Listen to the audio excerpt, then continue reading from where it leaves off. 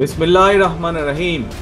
৩১ August BNP ৪৬তম প্রতিষ্ঠা বার্ষিকী উপলক্ষে গণমাধ্যমে পাঠানো এক বাণীতে বিএনপির ভারপ্রাপ্ত চেয়ারম্যান তারেক রহমান বলেছেন, আইনের শাসন, মত প্রকাশ, সংবাদপত্র ও বিচার বিভাগের স্বাধীনতা নিশ্চিত করতে পারলেই ১.৫ যুগব্যাপী গণতান্ত্রিক আন্দোলনে শহীদদের আত্মদান সার্থক হবে। আপনাদেরকে একটি কথা পরিষ্কারভাবে আমি বলে দিতে চাই। তিনি বলেন, আমাদের অঙ্গীকার হোক বাংলাদেশকে নিপীড়ন, নির্যাতন সহ সকল পৈশাচিক মুক্ত একটি দেশ হিসেবে গড়ে তোলা।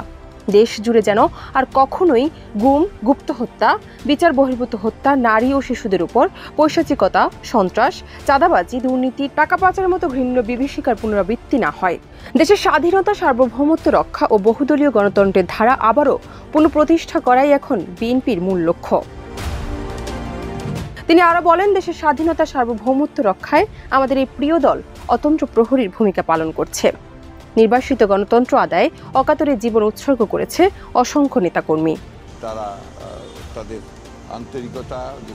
এদিকে পৃথক আরেক বাণীতে বিএনপির মহাসচিব মির্জা ফখরুল ইসলাম আলমগীর বলেছেন, বিএনপি গণতান্ত্রিক চেতনায় উদ্বুদ্ধ গণমানুষের দল। স্বাধীনতা, সার্বভৌমত্ব রক্ষায় দৃঢ় অঙ্গীকার বাস্তবায়নে বিএনপির সকল নেতাকর্মী নিরলস, একনিষ্ঠ ও আপোষহীন লক্ষ্যে স্থির।